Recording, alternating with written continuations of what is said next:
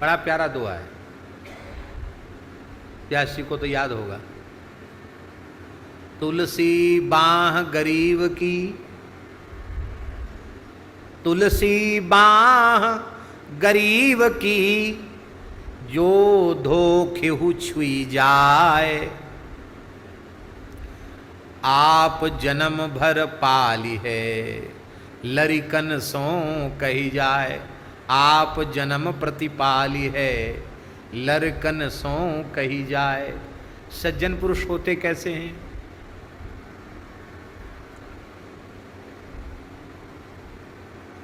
हाँ, कोई है? सीताराम। सज्जन पुरुष कैसे होते हैं? अपने ध्यान से कथा सुनो आनंद से। सज्जन पुरुष होते कैसे हैं?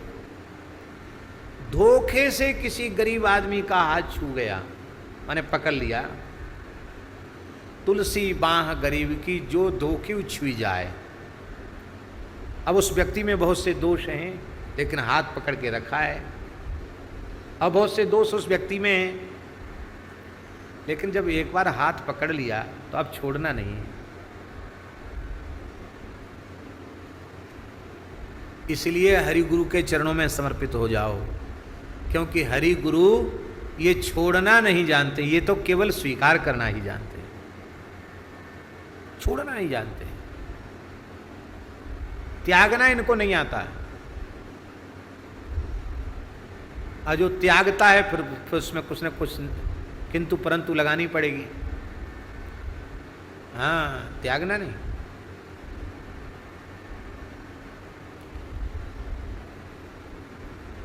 महाराज जी के सामने कोई बात आई। महाराज जी ने कहा, पंडित जी आपने अपने आप को बहुत अच्छा मान रखा है, इसलिए आपको दूसरे लोगों के दोष दिखाई पड़ रहे हैं। अपने कौन अच्छे हैं जो अपने को अच्छे लोग मिलेंगे?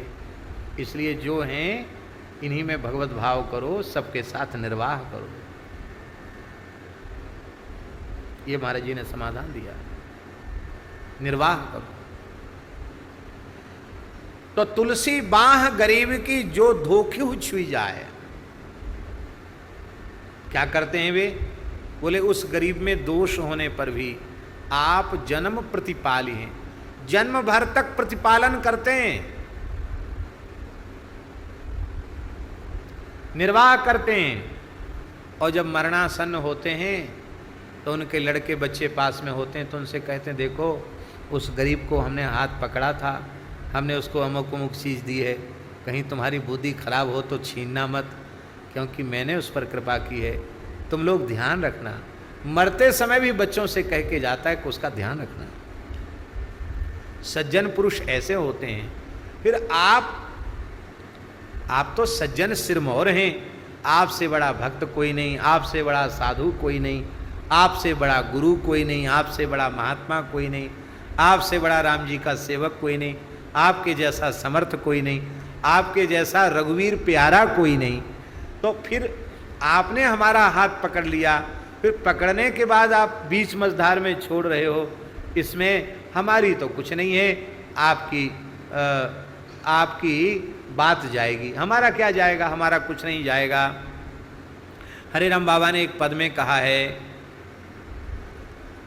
घनश्याम तुम्हारे मिलने को जीवन की बाजी लगा चुके, तुम मानो या न हमें मानो, हम तुमको अपना बना चुके। यदि दुर्गति प्रभु मेरी होगी, आपको अपना बनाने के बाद भी, यदि दुर्गति प्रभु मेरी होगी, अपकीरति भी तेरी होगी। यदि दुर्गति प्रभु मेरी होगी, अपकीरति भी तेरी होगी। हम नंद सुवन गोपाल के हैं, यह बात जगत को बता चुके। हम नंद सुवन गोपाल के हैं, यह बात जगत को बता चुके। तुम मानो या न हमें मानो, हम तुमको अपना बना चुके। वही भाव है। तो हे भगवान, अब एक प्रार्थना है कि कही करनी जन जान के सन्मान किया रे। पहले हमारी कौन सी ऐसी करनी आपको अच्छी लगी, आपने हमारा इतना आदर किया, इतना प्रेम किया, इतना सम्मान किया। और कही अघ अवगुण आपने करी डारी दिया रे। किस दोष के कारण आपने हमको अपने हाथ से अलग कर दिया, छिटका दिया। हे भगवान, आप यह समझते हो कि अब समय आने पर तुम भी बदल गए हो। उन पुराने दिनों को याद करो जब मानत हो चार फल चार ही चणक को। उन दिन को भूल गए हो, चाटत रहो स्वान पातर ज्यों, कबहू न पेट भर्यो। सो हो चाखत नाम सुधारस, पेखत परसु धरो। भरोसो जाहि दूसरो सो करो, मोको तो राम को नाम काम तरु, कलि कल्याण फरो। ऐसा नहीं, हम भूले नहीं हैं। देखो महापुरुष होते कैसे हैं। उदेति सविता रक्ता रक्त मेवास्तमेति च, संपत्तौ च विपत्तौ च महताम एक रूपता। उदीयमान सूर्य लाल होते हैं और अस्ताचल में जाने वाले सूर्य भी लाल होते हैं। महापुरुष जो होते हैं वो विपत्ति संपत्ति में एक जैसे, उनमें बदलाव नहीं होता है। ऐसा नहीं कि 2 पैसा आ गए तो अब बड़े सेठ हो गए तो अब पुराने दिन भूल जाएं। पुराने दिन भूलते नहीं हैं भगवान। पुराने दिन भूल जाएंगे तो अहंकार आ जाएगा, हैं? हम पुराने दिन भूलने वाले नहीं हैं। पुराने दिन याद रहेंगे तो ही आपकी कृपा का अनुसंधान होगा, तो ही आपकी कृपा का चिंतन होगा। खाई खोची मांगी ले, मांगी में तेरो नाम लिया रे। इसको खोच कहते हैं, खोच, खोच भर के। गोस्वामी जी कहते हैं खाई खोची मांगी में। अपने बचपन में ऐसे हाथ फैला फैला करके मैंने भूख से व्याकुल होकर के अन्न मांगा। आपका नाम लेते हुए बालपने सूधे मन राम सन्मुख भयो। राम नाम लेत मांग खाती टूक टाक हो। पर्यो लोक रीति में पुनीति प्रीति राम राय।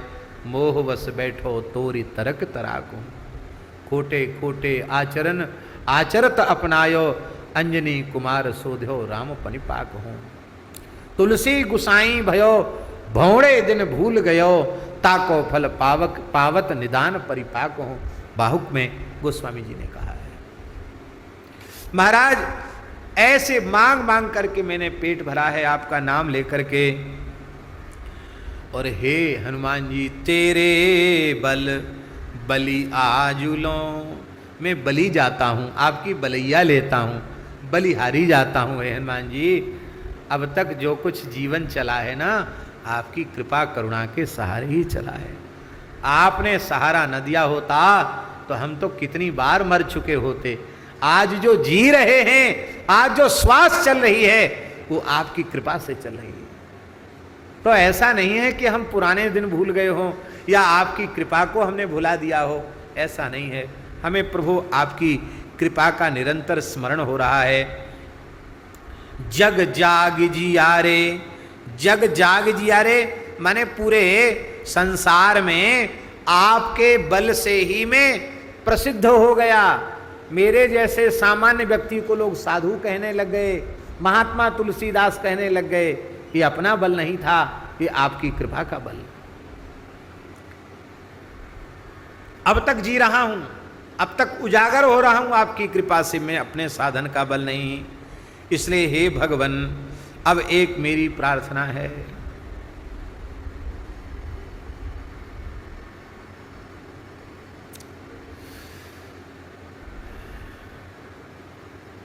कई बार मनुष्य की बुद्धि बिगड़ जाती है,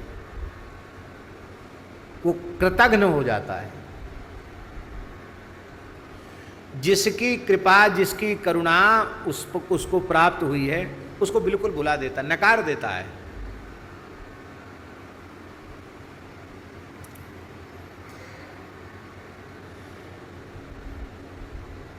इसमें कृपा करने वाला, करुणा करने वाला हेतु नहीं है, उस व्यक्ति का स्वयं का ही दोष उसमें कारण है, क्योंकि वह कृतज्ञता खो चुका है, कृतज्ञ हो चुका है। लेकिन हे भगवान, मैं आपसे पूछता हूं, माता पिता के पुत्र के प्रति कितने उपकार होते हैं? अनंत उपकार होते महाराज जी। भगवान श्री कृष्ण ने वसुदेव देवकी को जब कारागार से मुक्त किया तो भगवान ने कहा, सैकड़ों वर्षों की आयु लेकर पुत्र अपने पिता माता की सेवा करे तो भी वो माता पिता के ऋण से उर्ण नहीं हो सकता। पित्रोर मर्त्य शतायुषा। और यहां तक कहा कि अपने पिता माता गुरु ब्राह्मण इनकी सेवा नहीं करता, वो जीता हुआ मुर्दा है, श्वसन मृता, श्वास लेता हुआ मुर्दा है वो। ऐसे लोगों के लिए लिखा, वो नरक जाते हैं, यमदूत उनके शरीर का मांस ही उनको खिलाते हैं कि माता पिता ने अपना पेट काट कर तुम्हारा पोषण किया, तो तुम इतने कृतज्ञ हो गए। तो पुत्र अपने पिता माता के उपकार से उर्ण नहीं हो सकता, गुरु के उपकार से शिष्य उर्ण नहीं हो सकता। लेकिन कई बार ऐसा होता है कि पुत्र बुद्धि खराब होती है तो वो कृतज्ञ हो जाता है, शिष्य भी कई बार उपकार भूलकर कृतज्ञ हो जाता है। पर कृतज्ञ पुत्र अथवा कृतज्ञ शिष्य को क्या वात्सल्य परिपूरित हृदय वाले माता पिता क्या उसका मुंह नहीं देखते हैं? क्या ऐसे शिष्य का मुंह गुरु नहीं देखते हैं?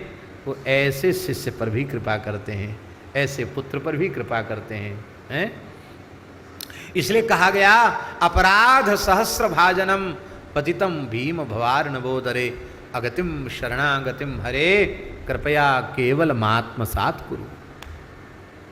हम तो अपराध सहस्र भाजन हैं, अपराध सहस्राणी क्रियन्ते हरनिशम मया दासोय मिति माम मत्वा क्षमस्व परमेश्वर। तो भगवान कृतज्ञ पुत्र अथवा कृतज्ञ शिष्य जो अपना परिवार का है, अपना निकट संबंधी है, कथनचित वह दोषयुक्त भी हो जाए, कृतज्ञ भी हो जाए, तो भी दयालु पुरुष ऐसा नहीं कहते, जाओ तुम्हारा मुंह नहीं देखना चाहते हम। भले ऊपर से थोड़ी कठोरता करके एक बार कह दें, लेकिन फिर भी कहेंगे मुंह नहीं देखना चाहते, ये तो कह देंगे, फिर कहेंगे वह कैसा है, वह कैसा है, अरे भाई उसको भटकने मत दो, अरे उसको समझा बुझा के ले आओ, अरे भाई कैसा है, और पता नहीं कहाँ का कहाँ जाएगा, पता नहीं उसका क्या होगा। देखो हम हाथ जोड़कर प्रार्थना कर रहे हैं, अनंत जन्मों के माता पिताओं के हृदय में जो वात्सल्य होता है उससे भी कई गुना अधिक वात्सल्य गुरुजनों का जीवों के प्रति होता है। पर क्या करें, हम लोग गुरुजनों के अंतःकरण को समझते ही नहीं। तो यही बात कह रहे हैं कि हे भगवान, जो तो सो हो तो फिरो, मैं आपसे विमुख हो गया, फिरो मेरो हे तू ही आरे, तो उसमें मेरा हृदय ही कारण है, मेरा अपना दोष ही कारण है, तो क्यों बदन दिखाव तो कही बचन यारे। हे भगवान, तो मैं अपना मुंह कैसे दिखाता? इसका मतलब है ऐसे कृतज्ञ पुरुष का भी त्याग नहीं करते हैं पिता माता, अर्थात हमें कोई दोष भी आ गया है तो आप ठुकराइए मत, आप हमें अपना ही लीजिए। तो सो ज्ञान निधान को सर्वज्ञ वियारे, हों समुझत साई द्रोह की गति छार छियारे। हे भगवान, आपके जैसा ज्ञान निधान और कोई दूसरा नहीं है। ये ज्ञान निधान कहने का भाव क्या है? ज्ञान निधान कहने का भाव महाराज जी ये है कि दुख की आत्यंतिक निवृत्ति ज्ञान से ही संभव है। अज्ञान जब तक रहेगा तब तक दुख तो रहेगा। वो अज्ञान की निवृत्ति हो गई, अब ज्ञान तो नित्य है ही है, आत्मा ज्ञान स्वरूप ही है।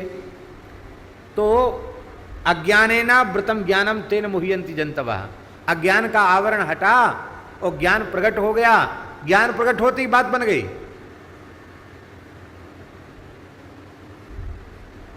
तो हे भगवान, आपके जैसा ज्ञान निधान और कोई दूसरा तो है नहीं, आपके जैसे ज्ञान निधान भी आप ही हैं। तो क्या मेरे दुख को दूर करने के लिए क्या आप मेरे अज्ञान को दूर नहीं कर सकते? आप मेरे दुख को मिटाने के लिए मेरे अज्ञान का समूल विनाश कर दीजिए। हे भगवान, आप सर्वज्ञ हैं। आपके जैसा ज्ञान निधान सर्वज्ञ बिया माने दूसरा कोई नहीं है आपके जैसा। आपके जैसे ज्ञानिनाम अग्रगण्यम बुद्धिमताम वरिष्ठम आप ही हैं। हे भगवान, हमारे जीवन में जो कुछ उपद्रव हो रहा है, दुख क्लेश आ रहा है, उसका कारण भी मुझे ज्ञात है। हनुमान जी ने पूछा क्या कारण है? तो गोस्वामी जी कहते हैं कि हम ये बात अच्छी प्रकार से समझते हैं। हो समुझत, हो माने मैं समझता हूँ, अच्छी प्रकार से समझता हूँ कि साईं द्रोह की गति छार छियारे। साईं द्रोह करने वाले का तो सर्वनाश हो ही जाता है, उसको तो वो तो खाक में मिल ही जाएगा, राख में मिल जाएगा। तो महाराज, हमारे स्वामी श्री रघुनाथ जी ने जैसी कृपा हमारे ऊपर की, वैसी कृतज्ञता में उनके चरणों में ज्ञापित नहीं कर पाया। इसी को कहते हैं महाराज जी प्रेम, इसी को कहते हैं भक्ति। क्या गोस्वामी जी की जैसी कृतज्ञता को ज्ञापित कोई कर सकता है? पर यही प्रेम का वैशिष्ट्य। उनको लगता है रघुनाथ जी ने जितनी कृपा हमारे ऊपर की है, हम उस प्रकार से राम जी के प्रति भाव नहीं कर पाए। महाराज जी, दक्षिण भारत में एक महापुरुष हुए स्वामी लक्ष्मी नारायणाचार्य जी महाराज, श्री रामानुज संप्रदाय के थे। एक बार वो कृतज्ञता के ऊपर चिंतन करने लगे, तो चिंतन करते करते उनके मन में आया कि कुत्ता अपने मालिक के प्रति जितना कृतज्ञ होता है, हम भगवान के प्रति उतने भी कृतज्ञ नहीं हैं। तो हम तो मनुष्य हैं, हमें कितना कृतज्ञ होना चाहिए? कुत्ता अपने स्वामी के प्रति इतना कृतज्ञ होता है, तो मैं मनुष्य हूं, मुझे कितना कृतज्ञ होना चाहिए? ये उसके महाराज जी मन में आया, उनके मन में आया।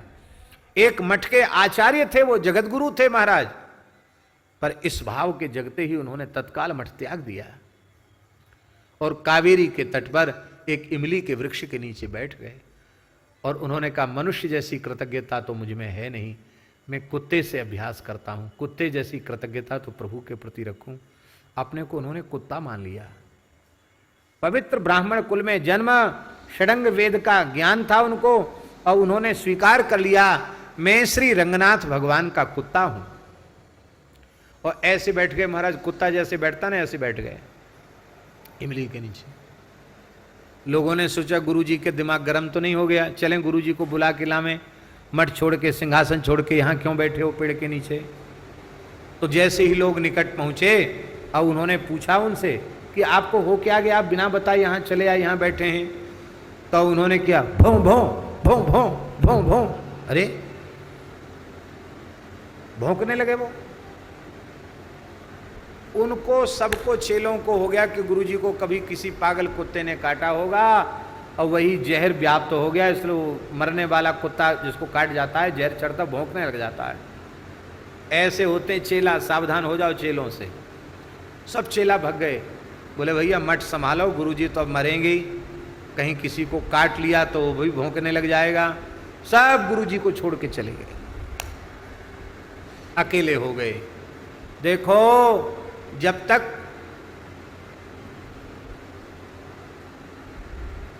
अपनी जाति का, अपने ज्ञान का, अपने पद का, अपनी प्रतिष्ठा का अहंकार रहा आया, तब तक संसार से संबंध विच्छेद नहीं हुआ। और जब यह भाव आ गया कि मैं भगवान का कुत्ता हूं, तो संसार का संबंध खत्म हो गया महाराज, सारा संसार समाप्त हो गया। ईमानदारी से भगवत संबंध हम स्वीकार कहां कर पाते हैं? और बस रोते हुए भगवान का कुत्ता हूं, अब खाएंगे तो भगवान का अधरामृत प्रसाद ही लेंगे। महाराज जी, एक दिन में ही भगवत प्राप्ति हो गई। शयन के बाद श्री रंगनाथ भगवान पधारे और आकर के भगवान ने अपने अधर से कुछ खा करके इनको टुकड़ा दिया और अपना कर कमल इनके मस्तक पर पधराया और इन महापुरुष को सदैव वैकुंठ की प्राप्ति हुई।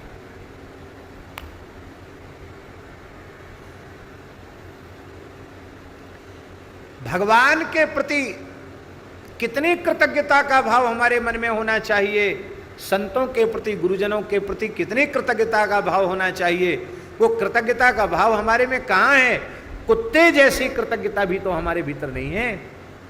यह है गोस्वामी जी का देने, कहते महाराज हमने स्वामी से द्रोह किया है और स्वामी से द्रोह करने वाले सेवक का तो सर्वनाश होना ही है। हम अपने ही पाप का परिणाम भोग रहे हैं। हे रघुनाथ जी, आपका भी इसमें दोष नहीं है और हनुमान जी महाराज आप भी इसमें दोषी नहीं है, दोषी तो हम ही हैं। हाँ।